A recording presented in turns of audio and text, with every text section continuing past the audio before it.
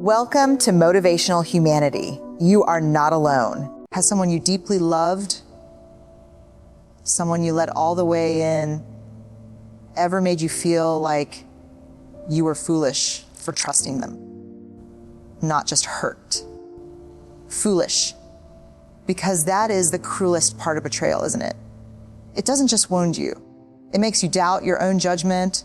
It makes you wonder, was I blind? Was I naive? Should I have known? And then quietly, almost without noticing, you start to build walls, not to protect yourself from others, but to protect others from the woman you're afraid you've become. The one who is angry and grieving and not quite sure she can be trusted to love without flinching anymore. If that is you today, I want you to stay with me, because what I'm about to share with you over the next 35 minutes, it isn't a pep talk. It isn't a list of steps. It is a sanctuary, a space we are going to build together right here, where healing is allowed to be slow and imperfect and completely, entirely yours. Let's start where most healing programs are afraid to start. Let's start with the truth of what happened to you. Not a softened version, not the version you tell at dinner parties when you want to seem gracious. The real version, the one that lives in the 3 a.m. part of your chest. Maybe it was a husband, a partner of 20, 30 years, someone you built everything with, who looked you in the eye and chose someone else. Or worse, chose to lie to your face and call it love. Maybe it was a child, your own child, who said things to you that cannot be unsaid. Words that landed like a verdict rather than a fight. Maybe it was a sister, a best friend of 4 decades, someone who knew your secrets, your fears, your history, and use that knowledge against you. Or maybe, and this one is the quietest kind of betrayal, maybe it wasn't one dramatic moment. Maybe it was years of being dismissed, of being talked over and minimized and made to feel that your feelings were inconvenient, that you were inconvenient. That kind of betrayal doesn't leave a single scar. It leaves a pattern, a slow erosion, like water wearing away stone, so gradual you didn't even realize the shape of you had changed. Whatever form your betrayal took, I want you to hear this, and I want you to hear it clearly. What happened to you is real. Your pain is not an overreaction. It is not weakness. It is not a character flaw. It is information, the most honest signal your soul knows how to send. And here is the first thing I want us to understand together as women who have lived long enough to know the difference between a storm and a season. Naming the wound is not the same as staying in it. Now, I want to talk to you about what betrayal actually does, not just emotionally, but neurologically. Because understanding this changed everything for me. And I believe it will change something for you too. When we experience deep betrayal, especially from someone we trusted completely, our nervous system responds the way it would to a physical threat.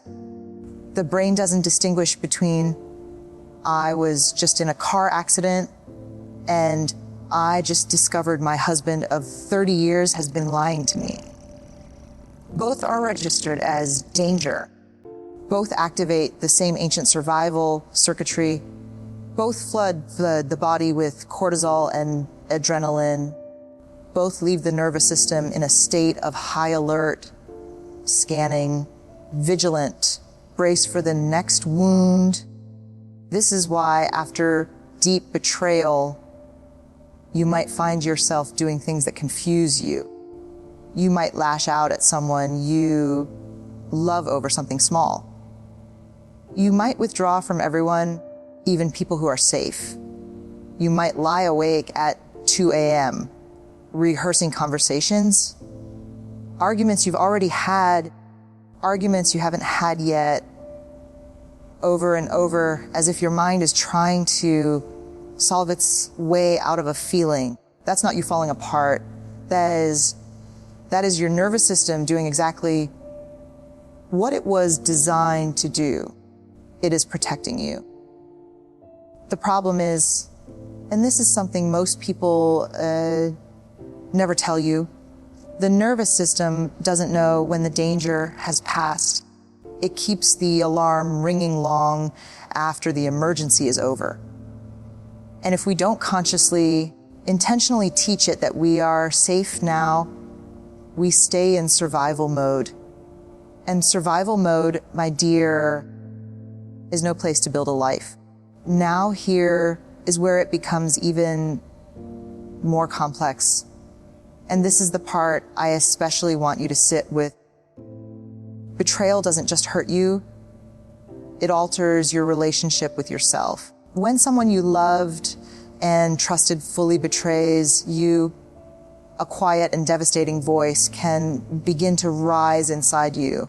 A voice that says, you should have known, you were too trusting, you were too much, or not enough, and that's why this happened.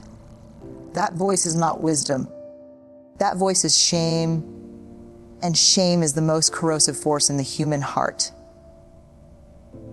It doesn't make us better. It makes us smaller. The real work of rebuilding after betrayal is not just about rebuilding trust with other people. It is about rebuilding trust with yourself. Restoring the inner voice that says, I am not the cause of someone else's choices. I am allowed to have been open-hearted. That is not a flaw. That is a grace. I want to talk now about something that I know many of you have been told by family, by faith communities, by well-meaning friends, and that something is forgiveness. And I want to be very careful here because I deeply respect the spiritual traditions that center forgiveness as a sacred act. But I also want to be honest with you because you deserve honesty more than you deserve comfort right now. The way forgiveness is often taught, particularly to women of faith, is as a transaction. You forgive quickly, you forgive fully, you let it go, you smile, you move on. And if you haven't done that yet, there is something wrong with you. You are holding a grudge. You are not being gracious. You are not being the bigger person. And I want to say this as clearly as I possibly can. Forgiveness is not a performance. Forgiveness is not an event. And forgiveness, true, lasting, liberating forgiveness, cannot be rushed. Here's what I have come to believe after years of sitting with women in their deepest pain. Forgiveness is not something you decide in an afternoon. It is something that arrives sometimes slowly over months or years as a natural consequence of doing the actual work of healing. It is like the leaves releasing from a tree in autumn. You cannot pull the leaves off and call it autumn. You cannot force the season. But if you care for the tree, if you water its roots, protect its trunk, give it light, the leaves will release when it is time. And here is the other thing they don't tell you about forgiveness. Forgiving someone does not mean trusting them again. Forgiving someone does not mean letting them back into your life. Forgiving someone does not mean pretending it didn't happen. Forgiveness is an internal act. It is the decision to stop allowing someone else's cruelty to live rent free in the most sacred spaces of your soul. It is not a gift you give them. It is a gift you give yourself. And boundaries, I want to spend a moment here because the word gets used so casually, but what it truly means is profound. A boundary is not a wall built from anger. A boundary is a structure built from self-knowledge. It says, I now know what I will no longer accept, not because I hate you, but because I love myself. A boundary is, in fact, one of the most loving things a healed woman can do for herself, and whether they deserve it or not, for the people around her. Right here at the halfway point, I want to ask you a favor. If this has touched something real in you today, would you share it with just one woman in your life? One sister, one friend, one daughter, someone who has been a little quieter than usual lately, someone who might need to hear that her pain is valid and her healing is possible. Just send it to her. You don't even need to explain why. She'll know. Now I want to walk with you through what I call the 7 markers of true healing. Because in my experience, and the goofy, one of the most disorienting parts of recovery from deep betrayal is not knowing whether you're making progress. You can feel better for 3 days and then be undone by a song on the radio. You can feel like you've finally found solid ground, and then something small, a smell, a photograph, someone who looks like them from behind brings it all rushing back. That is not regression. That is not failure. That is the non-linear, completely unpredictable, infuriatingly human nature of grief. But there are markers, signs, and when you learn to recognize them, they become quiet celebrations, evidence that your soul is doing exactly what it promised to do. Marker 1, you stop rehearsing. There comes a day, not the first day, not the 10th, when you realize you haven't spent the first hour of your morning replaying the betrayal, the mental rehearsal, the arguments, the what if only I had said begins to quiet. Not because you've made peace with what happened, but because your mind is beginning to live in the present rather than the wound. Marker 2, you allow yourself moments of joy without guilt. One of the strangest symptoms of deep grief is the guilt that arises when you feel happy, as if joy is a betrayal of your own pain, as if laughing means it didn't matter. When you begin to let yourself laugh again, fully, without immediately pulling the curtain back, that is healing. That is your spirit reclaiming its right to be fully alive. Marker 3, you let someone in, even just a little, not completely, not immediately, but you allow someone, a safe, trusted person, to sit near your wound without flinching. You say, this is what happened to me, and you survive the saying of it. Marker 4, you make a decision based on what you want, not what they wanted, not what anyone expects, something small, perhaps, but entirely your own. This is the quiet return of agency, the lived understanding that you are the author of what comes next. Marker 5, you enforce a boundary, and you don't apologize for it. This one is enormous for women who have been taught to keep the peace at all costs. It's the first time you say, calmly, clearly, without anger, I will not accept that in my life anymore. and then stand in that truth even when it is uncomfortable. That is not harshness. That is sovereignty. Marker 6, you find meaning in the wound. Viktor Frankl, the great psychiatrist and Holocaust survivor, taught us that meaning is not something we find despite suffering. It is something we build within it. When you begin to ask not just why did this happen to me, but what is this teaching me? Who am I becoming because of this? You are no longer a victim of the story. You are its author. Marker 7, you feel the desire to be known again, not by everyone, not recklessly, but there is a quiet stirring, a whisper from the truest part of you that says, I still have things to offer. I still have love inside me. I am not finished. That whisper, my dear, is your soul beginning to trust life again. So how do we actually do this?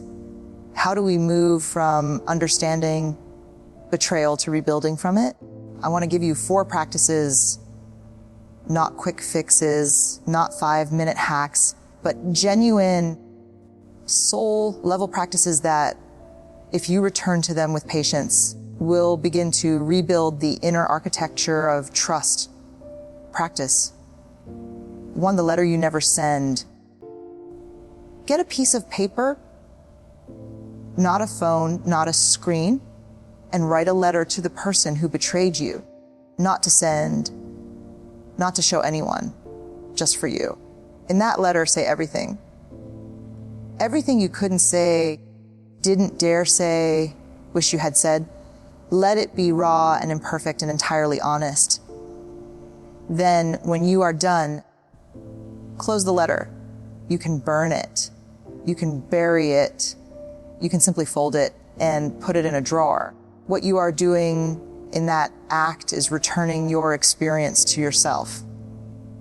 You are reclaiming the narrative. You are acknowledging to the most honest part of your own heart that this happened and it mattered, and you are not going to pretend otherwise. Practice 2, the body before the mind. After betrayal, the mind races. The mind analyzes and rehearses and protects. But healing enters first through the body. Every day, even for 5 minutes, I want you to sit somewhere quiet, place one hand over your heart, and simply breathe. Inhale for 4 counts. Hold for 2, exhale for 6. As you exhale, say internally, I am safe. I am here. I am enough. This is not wishful thinking. This is nervous system regulation. You are physically, biologically communicating to your body that the danger has passed. Practice 3, the witness. Find one person, just one, who can hold space for your story without immediately trying to fix it, reframe it, or silver line it. A trusted friend, a therapist, a wise woman in your life who has been through her own fire. Tell her what happened. Not the sanitized version, the real one. There is a form of healing that can only happen in the presence of another person who truly sees you and does not look away. We are not designed to heal in isolation. We are wired for witnessed healing. Practice for the one new thing. Betrayal often freezes us. It shrinks our world to the size of our wound. The antidote is not grand transformation. It is one small new thing, something you do for yourself by yourself, that is entirely unconnected to the person who hurt you. A class, a walk in a new neighborhood, a book you would never have let yourself read before, a trip to a museum alone. Each small, new experience is a deposit into your sense of self. You are building evidence, lived, felt, bodily evidence that you are still a person who exists beyond this wound, that your life is territory they never touched.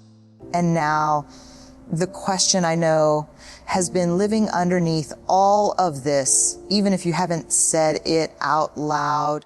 Can I ever truly trust again? And I want to answer you with the most honest thing I know, yes, but not in the way you trusted before. The trust that exists on the other side of deep healing is not the trust of innocence. It is not the soft, open, unguarded trust of a woman who has never been wounded. That trust is beautiful and it belongs to its season. The trust you are growing toward is something altogether different. It is the trust of wisdom. It is the trust of a woman who has been broken open and chose to grow through the opening rather than close around it, who has learned not to trust blindly, but to trust discerningly, to trust with her eyes open and her boundaries intact and her self-knowledge engaged. And this kind of trust, do you hear me? This kind of trust is not vulnerability. It is courage, the deepest, most hard-won courage a human being can possess. You don't have to trust everyone. You don't have to trust quickly. You don't have to forgive on anyone's timeline but your own. You only have to remain open to the possibility. That is enough.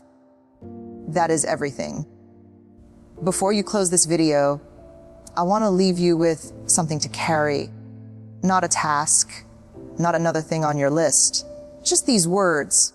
You have survived something that was not supposed to be yours to survive.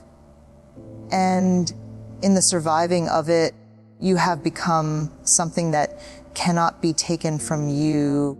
A woman who knows the difference between being loved and being used. A woman who has learned to say no and meant it. A woman whose gentleness now is not weakness. It is a choice, the most powerful choice there is.